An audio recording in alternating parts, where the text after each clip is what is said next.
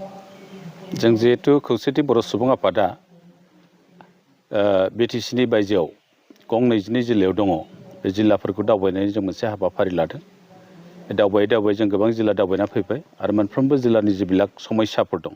बे समस्याफोरखौ जों बुजिनो नाजादों आरो बे समस्याफोरखौ दैखांना बेफोरखौ सुस्रांनो थाखाय जों सरकारनि खाथियाव दाबि दैखांनो नागिरदों। आरो बेजों लोगोसे जिहेतु खौसेथि बर' सुबुं आफादा मोनसे नन पलिटिकेल ससियेल अर्गेनाइजेसन हिसाबै दा आसामाव मोनसे बिथा दं आरो मोनफ्रोमबो जिल्लाफ्रावबो जोंहा मोनसे गोख्रों बिथा दं। आरो बे मावथिफोरखौ लोगो हमनानै जाहाथे जोंनि खौसेथि बर' सुबुं आफादनि मावनो गोनां जिबिलाक हाबाफारिफोर दं बेफोरखौ मावनो थाखाय जोंनि मावथिफोरनि गेजेराव जों सांग्रांथिखौ लाबोदों। आरो बेजों लोगोसे जों बुंनांगोन दिनैनि थारिखआव जों गोबां जिल्लायाव जों मोजां रेसपन्स मोन्दों। दिनै फैयै जों दिनै बे गलाघाट जिल्लानि सिसुपानि ओनसोलाव जों फैदों। बेयाव जोंना मोनसे दिनैनि बे मावथि जथुम जादों। बे मावथि जथुमनि गेजेरजों जों रायजोफोरखौ बेखौनो फोरमायदों जे जोंनि जिबिलाक हाबाफारि दं बयबो सांग्रांथि जानानै जाहाथे जोंनि आफादखौ जाहाथे जिहेतु मोनसे बिथा गोख्रों बिथा दं गलाघाट जिल्लायाव बे बिथाखौ जाहाथे हमथाना लाखियो आरो रायजोनि जौगाथायनि थाखाय खामानि मावो। आरो जिहेतु मोनफ्रोमबो आफादानो मोनसे माबा थानांगौ जातीय हत्या जातीय चेतना होननाय मोनसे बुङो असमियाव बे थाफानांगौ।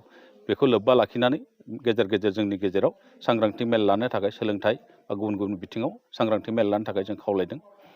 आरो जों दिनैनि थारिखआव बेखौ बुंनांगोन जिहेतु दिनै आसाम सरकारा 8,000 एलपि स्कुलाव 4,285 आरो एमइ स्कुलनि 3,715 जन गासै 8,000 जिथु टिचार एबलिश खालामनो नागिरदों बे रावखौ जों गोख्रों रावजों बे हाबाफारिखौ जों सोरकारखौ डिमान्ड खालामगोन बेखौ केन्सेल खालामफिननांगौ। मानो होनना बुङोबा जोंनि जिबिलाक भार्नाकुलार मिडियाम बर' मिडियाम हक असमिया मिडियाम हक बे गोबां खथि जागोन जोंनि बिमा रावनि फरायसालिफ्रा बिनि दारै आरो मेक्सिमाम फोरोंगिरिफ्रा जोंना बे माबानि सिस्टेम माने जोंनि मातृभाषानि जेब्ला स्कुल दं बिमा रावनि स्कुल दं बिमानि रावनि स्कुलफोर दं बेनि सिस्टेम माने गावखौ जों गोख्रों रावजों सोंखारि खावलायगोन।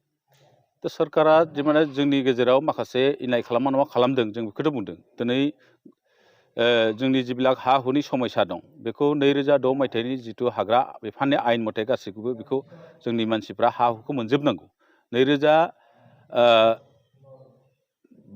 2005 मायथाइनि 13 डिसेम्बरनि सिगाङाव जिबिलाक जोंनि ट्राइबेल मानसिफ्रा रिजार्भ ओनसोलाव दं जिखुनु रिजार्भआव नोङो नेसनेल सेन्सुरियानो जा वाइल्ड लाइफआवनो जा जिखुनु फरेस्ट रिजार्भआवनो जा बेयाव थानाय जिबिलाक ट्राइबेल माहारिनि मानसिफ्रा बे हा हुखौ मोननांगौ। बे मोननांगौखौबो दिनैसिम जोंनो बे भुमि सत्त अधिकार हानि मोन्थायखौ जोंनो होआखै। खिन्थु बे आयेनखौ भारत सरकारनि गुबुन रायजोआव बाहायबाय खिन्थु दिनैसिम बेयाव बाहायाखै। बाहायनायनि सोलाय जोंखौ मा खालामदों गुवाहाटि बादियाव ट्राइबेल मानसिफोरखौ मोननै जायगायाव इभेकसन खालामदों। दिनै गवालपारा जिल्ला बङाइगाव जिल्ला बा लखिमपुर जिल्ला गुबुन ट्राइबेल ओनसोलफ्राव ट्राइबेल गामिफ्राव बिसोरो रिजार्भआव थानाय जेब्ला ट्राइबेल मानसि दं बेफोरखौ होखारनायनि जिथु राहा लादों जों बेखौ गोख्रों रावजों सोंखारिदों। आरो जों बुंदों 2006 मायथाइनि जिथु फरेस्ट राइट एक्ट बेखौ सम्पुर्ण भाबै बाहायागौमानि कारज'करि इमप्लिमेन्टेसन खालामागौमानि जाहाथे खुनु ट्राइबेल मानसिखौ एभेकसन खालामा बेनि थाखाय जों सरकारखौ गोख्रों रावजों बुंदों। आरो बेखौ जुदि मावमारोबा एभेकसन खालामनायखौ मावमारोबा बेनि थाखाय खौसेथि बर' सुबुं आफादा गोख्रों मोनसे बिग्रायनाय हाबाफारि लागोन। आरो जों नुदों सोलोंथाइ बिफानाव जिहेतु जोंनि मिडियामफ्रा खोब अबस्थाया गाज्रि। दा आसाम सरकारा 6.3 क्ल'ज जिथु सुक्तियाव फैनाय जोंनि बिटिआर सुक्तियाव थामथि बर' गोजोन गोरोबथायाव फैफानाय 6.3 क्ल'ज बेखौ इमप्लिमेन्टेसन खालामनांगौ जों दाबि खालामबाय थादों। बेखौ दाबि खालामनायाव दिनै आसाम सरकारा मोनसे पलिसि लादों स्कुलफोरखौ प्रभिन्सियेलाइज खालामा होननानै। स्कुलफोरखौ जुदि प्रभिन्सियेलाइज खालामा 6.3 क्ल'जआ बोरै आवगायगोन। जों बेखौनो दाख्लै भारत सरकार आरो आसाम सरकारजों जिथु जोंनि रिभिउ मिटिं जादोंमोन जों बेयाव गोख्रों रावजों बुंदों आरो बेखौ स्कुलखौ जोङो लानांगौ होनना खावलायदों। आरो जों बे बाथ्रा मोनसेखौ नोजोर होबाय थादों आरो खावलायबोबाय थादों जे मोनफ्रोमबो बर' मिडियामनि जेब्ला स्कुलफोर दङ फरायसालिफोर दङ बेफोराव थारमाने बर' गोरों फोरोंगिरिफोरखौ जों थिसननो खावलायदों। जेरै जों नुदों दिनै जों गुनगत शिक्षानि थाखाय बा गुन गोनां सोलोंथाइनि थाखाय दुलाराय बर' फरायसा आफादा गोबां हाबा मावबोबाय थादों। मावबोनायावबो जाफुङाखै। जाफुङैनि खारना बेनो सरकारनि माखासे भुल नीतिनि थाखाय जों बेखौ जाफुंहोनो हायाखै। जाफुङैनि खारना बेनो जोंनि बर' मिडियाम स्कुलफोराव बर' राव रोङै गोबां फोरोंगिरि थिसनदों थारमाने बिसोर रावखौबो रोङा आरो सोलोंबो नागिरा बिथांमोनहा बेयावनो जोंनि सोलोंथाइया गोग्लैसोदों। दा बिदिन्थि हिसाबै जोंनि धेमाजि जिल्लानि एसबि गोजौ फरायसालियाव 13 जन माबा दं फोरोंगिरि दं। बिनि मादाव 7 जनानो बर' राव रोङि गुबुन माहारि गतिके सोलोंथाइखौ बिथांमोना बर' रावनि सोलोंथाइखौ बिथांमोना बोरै होगोन आरो बेफोर जिल्लायावबो दं गुबुन गुबुन जिल्लायावबो जों बेखौ खोनादों दा गोबां स्कुलफोरावनो बर' मिडियामनि स्कुलफोराव बर' राव रोङि फोरोंगिरिखौ थिसननानै जोंनि जिथु गुन गोनां सोलोंथाइ जों मोननांगौमोन बेनिफ्राय सरकारा आरो जों खावलायदों बर' राव रोङि फोरोंगिरिफोरखौ जाहाथे जोंनि बर' मिडियाम स्कुलफ्राव थिसना बेखौ जों सरकारनि खाथियाव डिमान्ड होदों आरो जुदि बिदि खालामबाय थायोबा जों बिनि हेंथायै सरकारनि खाथियाव मोनसे बिग्रायखांनाय हाबाफारि लागोन।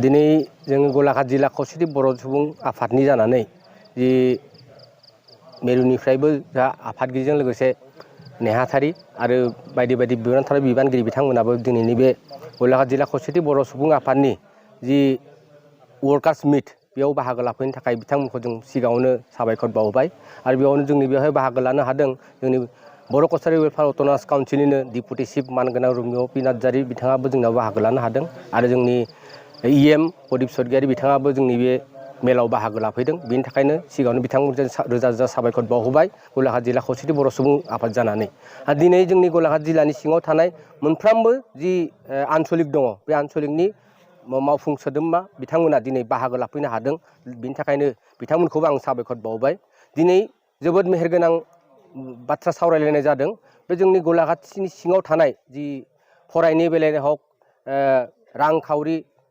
माने इक'नमिकेलि माबोरै डेभेलपमेन्ट जानांगौ जोंनि आबादारिफोरा माबोरै आबाद मावनांगौ बा जोंनि खुदिया जाखांफुनाय खुदिया माखासेया जोंनि बर' मिडियामाव फरायनाय खुदियाफोरा माबोरै फरायनायनि बेलायाव गुन गोनां सोलोंथाइ मोननो हायो थ' बे बर' मिडियाम माबोरै फोथांना लाखिनो हायो बेफोरनि गेजेरावबो जों दिनैनि बे मेलाव सावरायनाय जादों आरो जाहाथे जोंनि खौसेथि बर' सुबुं आफादनि नोजोरा जाहैदों जोंनि बर' हारिनि बर' रायजोफ्रा जेरावखि थाया मानो जोंनि गलाघाटआव थानाय जि बर' माखासे रायजो राजा दं बिथांमोना जाहाथे मोजां मोजां political rights and economically development जानाय गुन गोनां सोलोंथाइ मोननाय बेफोर जाहाथे जों मोनजोबनो हायो बेफोरनि सोमोन्दैबो गुवारै सावरायनाय जादों थ' जों खावलायगोन जोंनि दा जोंहाबो बर' कसारि वेलफेयार अट'नमास काउन्सिल जोंहा सरकार दङ बे सरकारखौबो जों खावलायनो नागिरदों जाहाथे जोंनि गलाघाटआव जिखिनि सोलोंथाइनि बेलायाव जाहाथे जिखिनि सुबिदा होनांगौ